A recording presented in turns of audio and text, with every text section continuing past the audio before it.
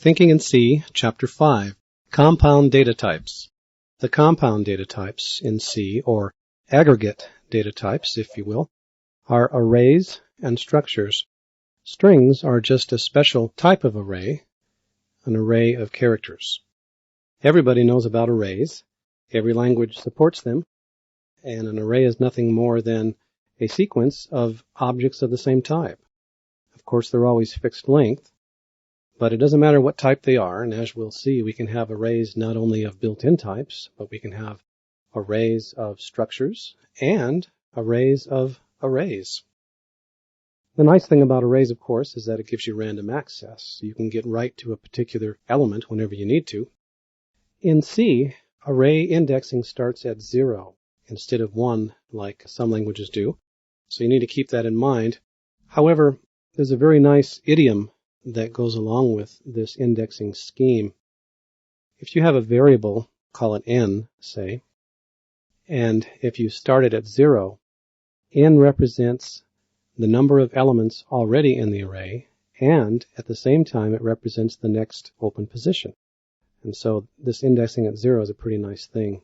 You can have the same value, a double, for both of those features. So the last element, of course, in an array is element sub n-1. Here's an example that uses an array. What I do here is I read numbers from standard input until you hit a 0, which doesn't count as part of the input. And when you're all finished with that, I will print out the numbers in reverse order. So I declare the size of the array, and this is a typical way that you saw a couple chapters back. To do an array dimension, I say define size 20. And then I can use that down a little bit later in the main function as the dimension to the array nums. So nums is an array of size integers. And then the usual way of populating that array would be to use some integer variable, say n, and you start it out at 0, and you do not let it go past size. Once it hits size, you're finished. You have no more space. Because, again, n represents the number of elements in the array as well as the next open position. So I read a number, and if it's equal to 0, I break out of the loop. Otherwise, I store the number in the next array position. The second for loop just starts at position n-1 and goes down to and including element 0, and of course it decrements and just prints out everything in reverse order. There's an alternate way of initializing an array. Of course, you can always assign randomly whatever you want inside of an array, but sometimes if you know the actual elements you want to have, you can just say so in your code. And that's called an initializer list. And as a matter of fact, if you want to, you can omit the dimension because the compiler will figure it out by the number of elements that you have in your list. So here I'm initializing A to be an array of 5 integers, namely 10 through 50. You can, of course, put the dimension in there if you like.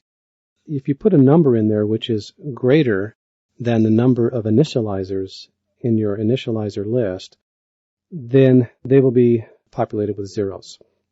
It's an error to have a number smaller than the number of initializers that you have. Sometimes a single dimension array is not sufficient for your program, and so for that reason we're used to using higher dimension arrays. We humans tend to think of a one-dimensional array as a vector, or just a row or whatever, and we like to think of a two-dimensional array as a table or a matrix. And that's fine, but it starts getting very difficult when you get into higher dimensions. A cube is hard enough, but once you get to 4 dimensions and beyond, there's not much you can do. So we need another way of looking at higher dimensional arrays, which will help us get a handle on it. And so the way that C implements higher dimensional arrays is using the array of arrays model. And the way that works is, starting at the lowest dimension, a one-dimensional array is a collection or a sequence of scalar objects. A two-dimensional array is a sequence of one-dimensional arrays. That is, each element in the two-dimensional array is a one-dimensional array. It's important to think of it that way. And if you do, then you can go to any dimension you want. Just keep going up like that. A three-dimensional array is a collection of two-dimensional arrays. So by keeping in mind what type of thing each array element is, then you don't get confused. I realize it may sound confusing, but I think an example will clear that up. Since you can initialize an array with an initializer list, well, you can do the same thing with a multidimensional array. However, you need to make sure that you remember what each element is. Each element may be an array, which is certainly the case when you have a higher dimensional array. So you have to use extra brackets. I think an example is in order, so let's go to the next slide. Here's an example of a two-dimensional array. We think of it as a 3x2 matrix. The first row is 1 and 2, etc. Well, the way C is going to store this is the numbers 1 through 6. In other words, it's going to go across each row. So the best way to think of this is that this is an array of one-dimensional arrays, the first element being the one-dimensional array of size 2 containing the elements 1 and 2. And the second element would be the array of two integers containing 3 and 4, etc. So if you take a look at the picture down there, the dotted lines kind of suggest what's going on here. There are really 3 elements in the array, but each of those elements is in turn an array of 2 integers. Here's a C program that declares the array on the previous page and actually goes through and looks at the various elements. Notice how I initialize it. I say int and a set of empty brackets because that's the top dimension, and it will infer from my initializer list how many elements there are. Well, if you look inside the initializer list, at the top level, there are 3 elements. The element, the array 1, 2, the second element is the array 3, 4, and then finally the array 5, 6. Now, of course, I could put a 3 inside of those empty brackets because that certainly matches what I've got there. I just do this to emphasize the fact that the compiler will infer the dimension from your initializers. That 2, though, in the second set of brackets is necessary. What this says is that A is an array of a certain number, an undetermined number, of arrays of 2 integers. In other words, each element is an array of 2 integers. Of course, I can use the normal syntax to get at what we want. That is, I can use 2 dimensions. And so when I go through the array to print out what's there, in the printf statement there I say A sub I sub j. Well, what that does is it says, let's look at the ith element. And so that is in turn going to be an array itself of 2 integers. And then the second subscript will go inside of that array and pick out the certain element that you want. So if I is 0 and j is 1, then I'm going to get the number 2 because the 0th element is the first element in the array, and that's 1, 2. And then in turn, inside of that array, element sub 1 will be 2, since they're 0-based and 1 is the second subscript.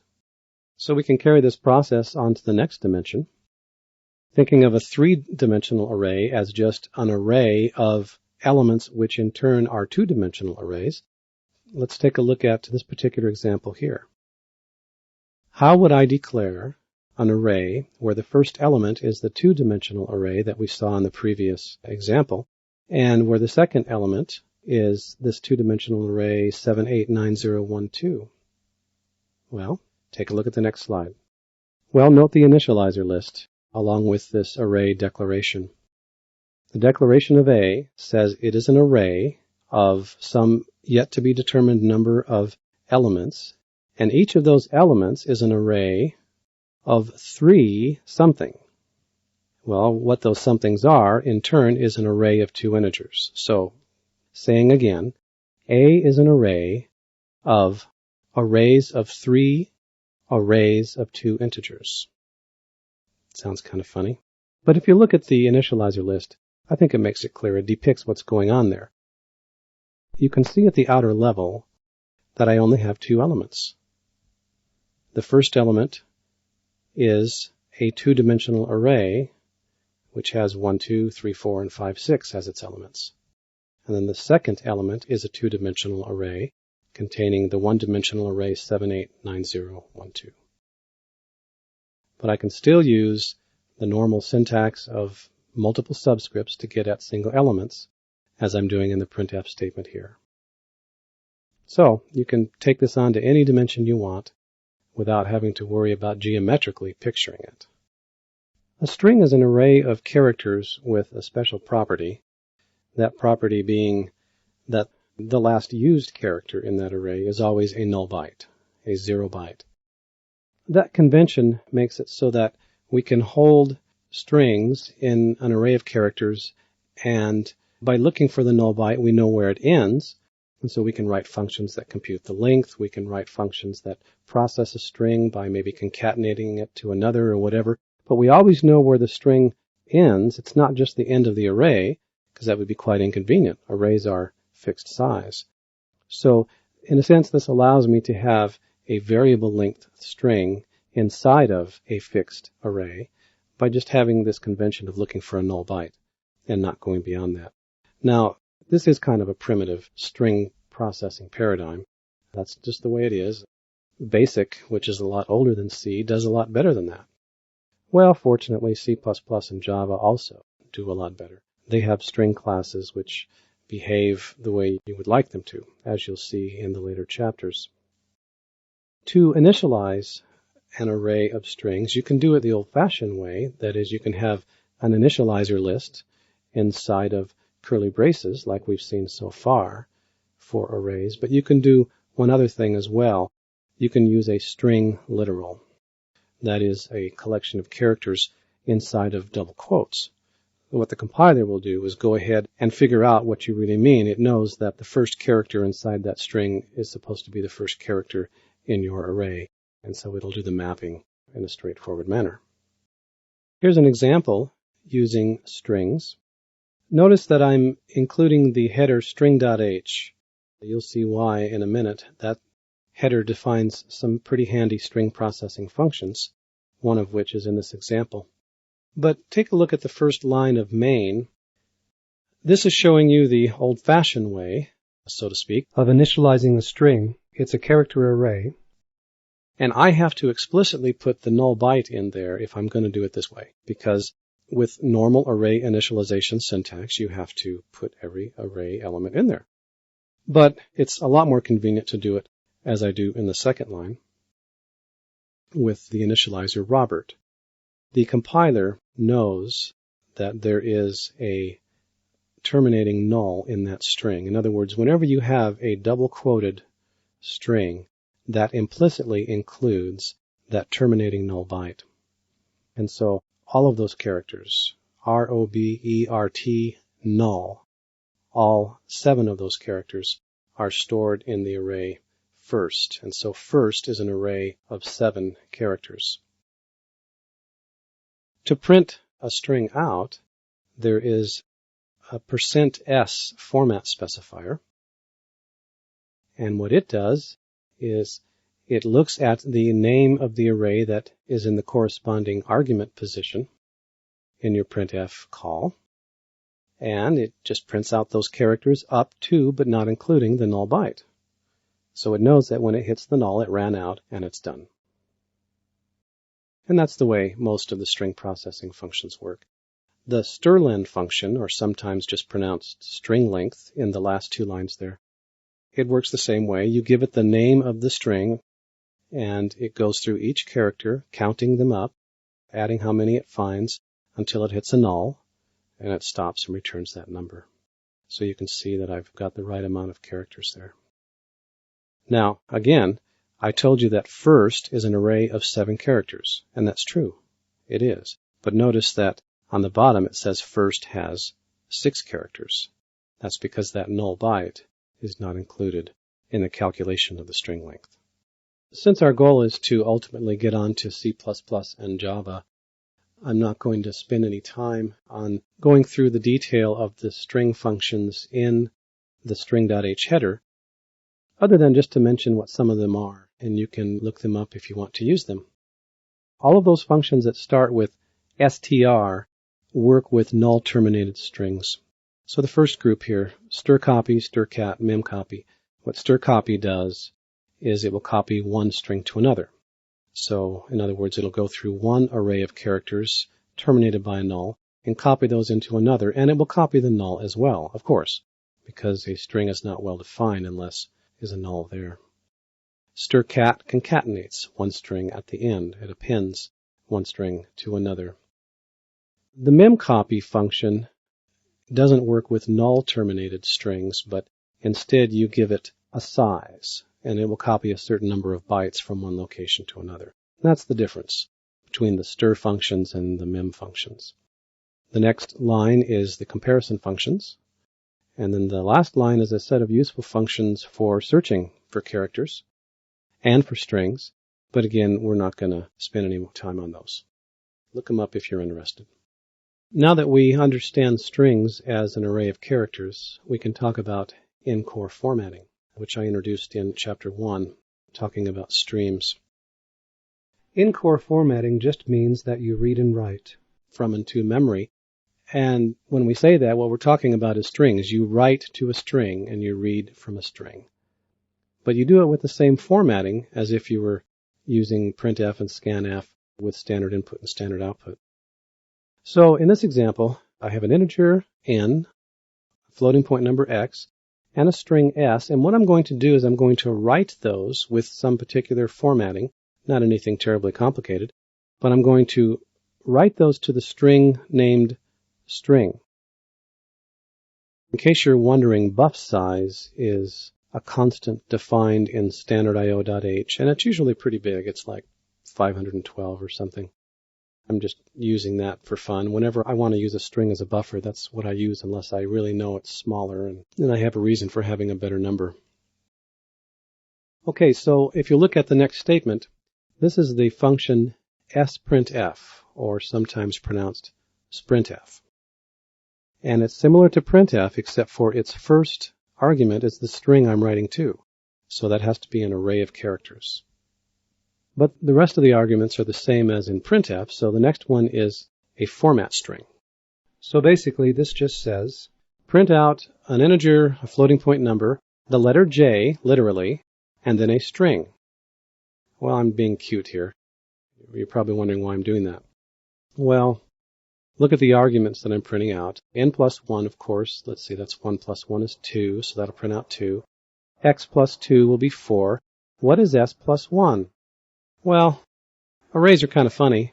It turns out that if you add a number to an array, it moves a pointer down to the next element. We'll understand this better when we talk about pointers. But S plus 1 is really the string hello, without the H in hello. So, if you look at that first line of output down there, you can see what's being printed. It indeed prints 2, 4, and it prints Jello, because I printed a literal J, and I printed the string in S starting at its second position, because I said S plus 1, and that moved it down one character to the E. Interesting. Well, I print that to a string, and then I use put S to print that string out, and that's that first output line down there. Now I can read back, just to make sure that I know what I'm doing here. I want to show you how to both write and read and get things back correctly. So we use a version of scanf which reads from a string instead of standard input, and that's called sscanf. And the format string here just reads an integer, a floating point number, and a string. When you read a string with scanf using the %s format, that reads a string without white space. In other words, it skips any spaces and just extracts the next token. Now, look at the arguments there. You remember that I told you earlier that whenever you use scanf, you just put an ampersand in front of what you're reading. Well, that's true most of the time. But notice that I do not have an ampersand in front of the S. Well, we won't understand this fully until we get into pointers, but an array name doesn't need the ampersand. As you'll see in a later chapter, an array name is already a pointer, and so it does not need the ampersand. But if that's confusing, don't worry about it. Just trust me for now. You use ampersands with scanf or any of its variants when you're reading a single item, and you use just the name of the variable when it is an array, and particularly an array of characters. Only strings work this way. You can't read an arbitrary array with scanf, just strings with %s. Structures are a very sophisticated feature, very powerful feature. Basically, a structure is just a record. In other words, it's a fixed size collection of other variables, and that's all. And those variables can be different types. But building on the idea of a record, you can have records of records, and you can do all kinds of sophisticated things. To define a structure or record in C, you use the struct keyword, and we call the elements members. And if you actually want to get at a particular member to read or to write in a structure variable, you use the dot operator, where the name of the variable goes before the dot, and the name of the member goes after the dot. But, I really can't overstate the importance of this simple little concept. It really is the key to implementing object-oriented programming and to doing data abstraction. Basically, you build other objects as collections of objects themselves, whether they're collections of simple things or, collections of other previously defined records. You can nest those things and be arbitrarily complex. This example illustrates the syntax of using a structure. I'm defining a structure called hitter. The way you do that is you say struct, and then you use a name. That's called a tag name. So that's the name of the struct. And then inside of curly braces, you just declare the members that you want. So my first element here is a string, an array of characters. I'm putting it with a dimension of 16 because I'm assuming that I want up to 15 characters for the last name. And of course, you know what the extra character is for. That's for the null byte. Likewise, the first name will hold up to 10 real characters and then a null byte. And then I'll store the number of home runs for that person. Common error when you define a struct is to leave out the semicolon. And so just beware of that. You can get some really weird compiler errors, and it's hard to figure out where the error is, but be on the lookout. All right, to define a structure, you just use the name of the structure like you would any other type. The name of this structure is struct hitter.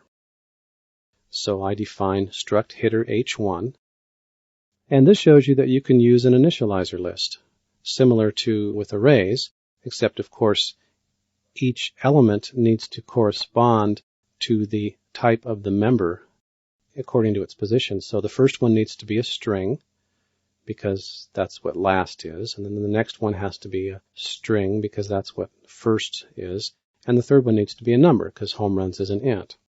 So it initializes the struct with those values. For the second variable, I'm not going to initialize it that way. I'm just going to do it through other operations after I declare it. So when I declare struct hitter h2, it is uninitialized. It has garbage in it. The first thing I'm going to do is I'm going to copy a literal string into the last member, the member named last in variable h2. So I use strcopy, which is that function I mentioned earlier that copies one string to another. It copies the string on the right into the location on the left. So I'm copying to h2.last the string Sosa. And the next line copies Sammy into the first name. And the number of home runs, of course, is 4 less than Mark McGwire got, so I'll just do it that way. So by the time we have finished, we have 2 struct variables. Each of them has a last name, a first name, and an integer. Continuing on with the program started in the previous slide, now I'm going to just print out each structure. And what I have to do is I have to divide that up into printing out each member. So my first printf statement will print out some literal text, number 1 equals, and then I'll put it in braces. And then I print out each of the members, a string, a number, And those members are, of course, h1.last, h1.first, and h1.homeruns, and likewise for h2. Well, I'd like to begin another example now that shows a little more complexity. I'm going to define a struct Hall of Fame, and it's going to contain other structures within it. This is just to emphasize the fact that struct members can be any type. And so you begin to get the idea that you can really build up complicated objects from simpler objects. You continue to just aggregate them to have members within members, and you can model something of any complexity that you need. Well, in this case, what we're going to have is we're going to have a struct that contains another struct. Well, here I'm using the hitter struct from the previous example, except I've added an extra member just for fun to make things interesting. So in addition to home runs, I have the year when it happened. And now I'm going to define a struct called Hall of Fame. It contains a number of hitters in it. And so I have an array of struct hitter. And I can store up to 10 elements in it. And of course, I also have another member which tells me how many elements are in there.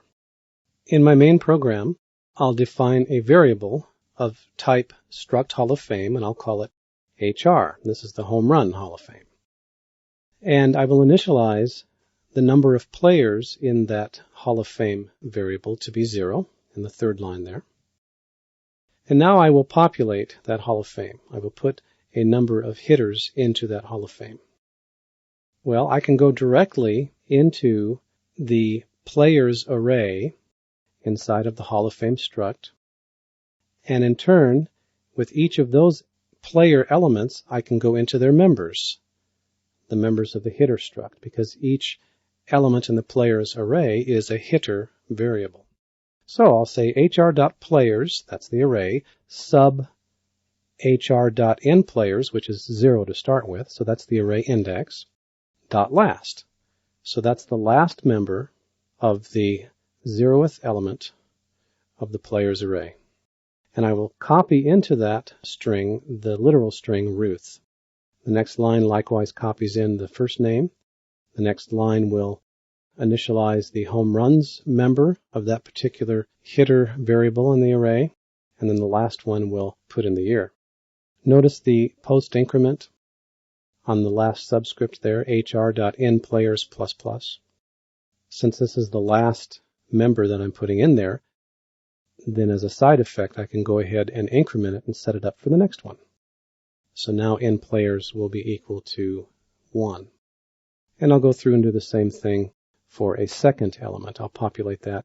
And so now I have 2 elements in this array inside of my Hall of Fame struct. And notice again that I increment hr.endPlayers there on the last line, the bottom of the screen. Printing out the members of the Hall of Fame is an easy thing. I'll just step through the array inside of that structure HR. So I initialize I to 0, have a for loop, and then go into the players array inside of that HR structure and just print things out as you would normally do. So to recap about compound data types, arrays in C begin indexing at 0. One of the nice side benefits of this is that the index of your next open slot is always the number of elements you already have preceding that. Well, that's kind of handy. For multidimensional arrays, it's best to think of them as arrays of arrays, and that way you can build them up to an arbitrary dimension as needed. Strings are a special type of array. They are arrays of char, and they always need to have an extra null byte, which marks the end of the portion of the array which is actually used for your string. Structures differ from arrays because instead of being indexed collections of the same type, they are fixed collections, not indexed, of members which can be of different types. And this allows you to create new objects, as it were, and they can get arbitrarily complex. It's kind of handy. Both arrays and structures support the idea of brace-delimited initializer lists. So you just use the curly braces and have each element separated by commas. In the case of arrays, you can have arrays of arrays. The higher dimension ones gets a little complicated, but it all makes sense. For this exercise, I'd like you to experiment with structures. Define an employee structure. Members like last name, first name, title, and salary. That should be sufficient. So you'll have strings and you'll have numbers in it, like we did in this chapter. And then I'd like you to write a program that prompts the user for an employee. And so you'll print out a prompt, type in the last name, and then you read that in and type in the first name. And when you have read all of those members in, then you can store them into an array of employee. So the goal here is to read from the keyboard an array of employees. And then when the user doesn't enter anything for the last name, in other words, they hit return, then that is your signal to stop populating the array and then to print out the ones that you read in. How are you going to know if a string is empty or not? Well, probably the easiest way is to call the strlen function, and if you get a 0 back, that means there's no characters in it. Don't forget to include the header string.h.